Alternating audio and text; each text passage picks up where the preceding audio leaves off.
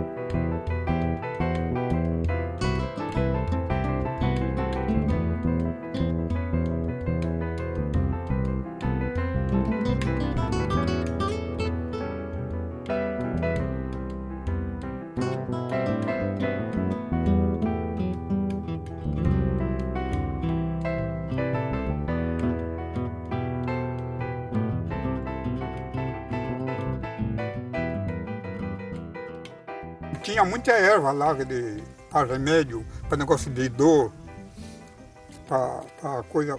Tinha o capitiu, tinha salva-vida, uma planta também que tem lá, salva-vida também tinha, ponta-livre em folha também tinha lá, tinha sim. Era bom, se eu fazia, pegava aquela folha, fervia ali na água, tomava, ele amargava, mas ele passava a dor.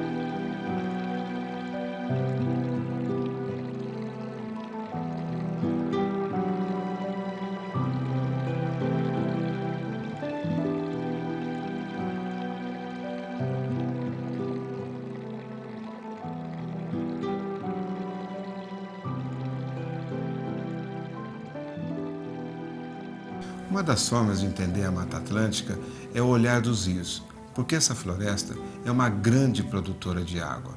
E você pode observar um rio em qualquer parte do país. Se a água estiver barrenta, o solo é mal utilizado. Você percebe que há uma destruição de floresta. Se você tiver esgoto, e quase todos os municípios jogam esgoto nos rios da Mata Atlântica, você percebe que essa população é doente. E você pode também ter isso com lixo e muitas outras coisas. Na realidade, os rios são um termômetro de como está a situação dessa floresta.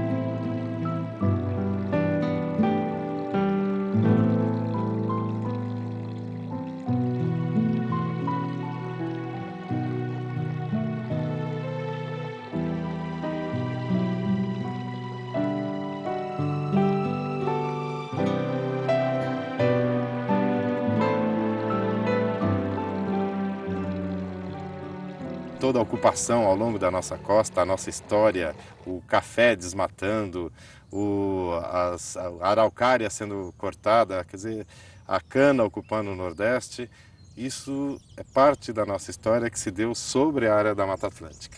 E, infelizmente, normalmente substituindo a Mata Atlântica por outros tipos de uso do solo. Tanto as cidades, nossas megacidades como São Paulo, que nasceu no meio da Mata Atlântica, e continua crescendo e ameaçando o seu cinturão verde, quanto muitas rodovias, os portos, principais polos turísticos. Então, esse ponto eu acho que é essencial, quer dizer, não é possível explicar, pensar ou mesmo redirecionar a história do Brasil sem passar pela Mata Atlântica enquanto ponto de partida.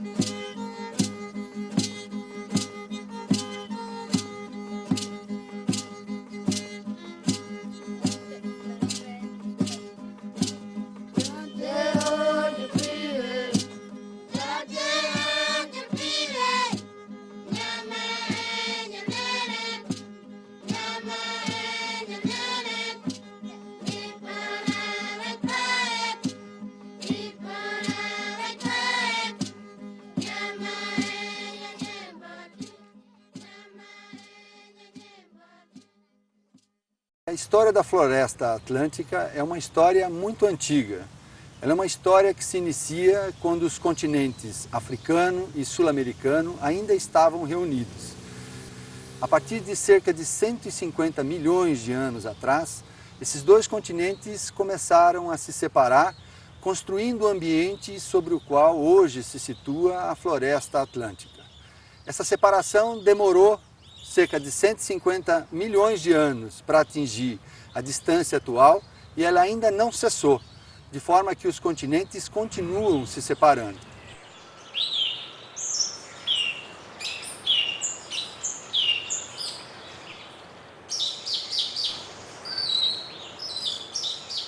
A Mata Atlântica é uma das florestas úmidas do mundo. Estas florestas aparecem principalmente entre os trópicos, em regiões onde chove acima de 1.800 milímetros por ano. Mais da metade da área destas florestas está no Brasil, entre a Amazônia e o pouco que restou da Mata Atlântica. O principal condicionante da existência da Mata Atlântica é o clima. E o clima, ao longo do litoral brasileiro, ele é determinado pela umidade que vem do Oceano Atlântico e que vai causar chuvas ao longo de todo o litoral.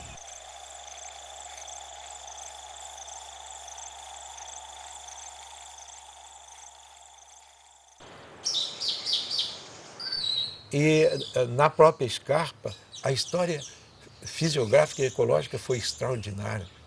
Eram chuvas e calores médios chegando nas frentes das escarpas, decompondo as rochas, solo se formando e vegetação crescendo e inundando o espaço total da região sudeste do Brasil.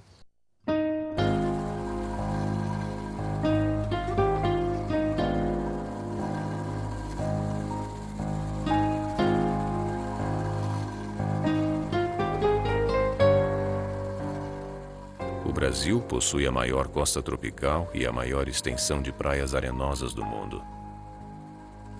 Do encontro com o mar, a Mata Atlântica repete a história da vida. Das algas às primeiras vegetações costeiras, acompanhando a umidade, a mata caminha.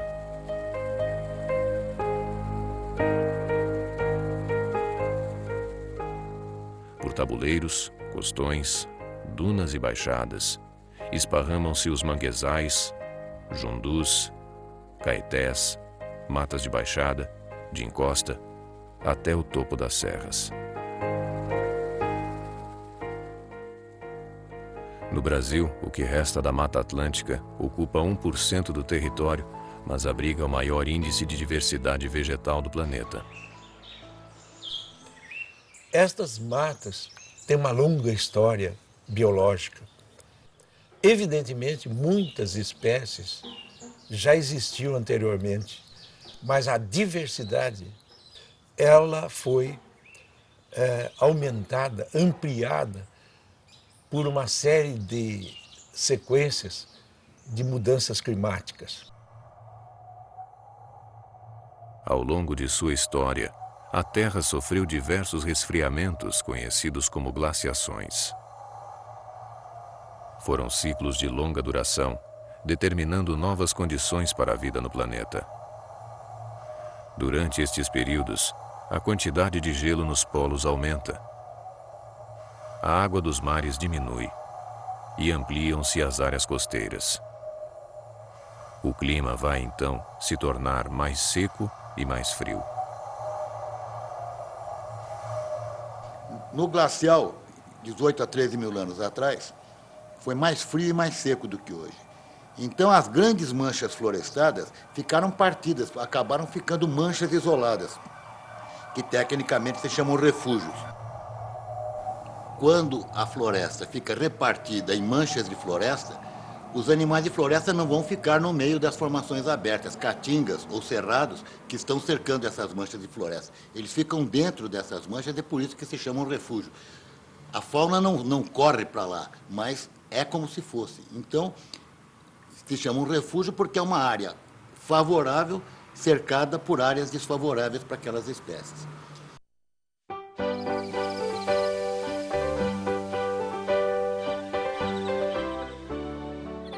E no momento em que voltava a tropicalização, as matas refugiadas, ou pelo menos reduzidas a espaços menores, se ampliavam e com elas se ampliava o domínio da fauna neotropical.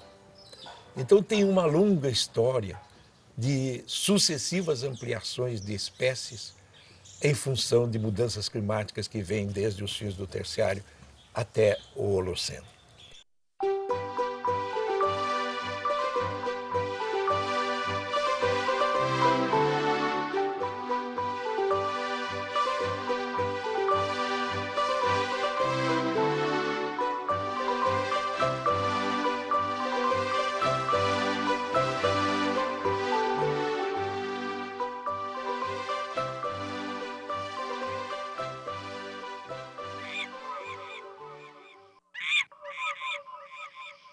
Ao entrar numa floresta de Mata Atlântica, a gente logo percebe a importância dessa floresta úmida e que a água é uma presença constante. Cachoeiras, nascentes, lençóis freáticos, tudo isso está no meio da mata. A gente não encontra essa abundância de água onde não existe mata.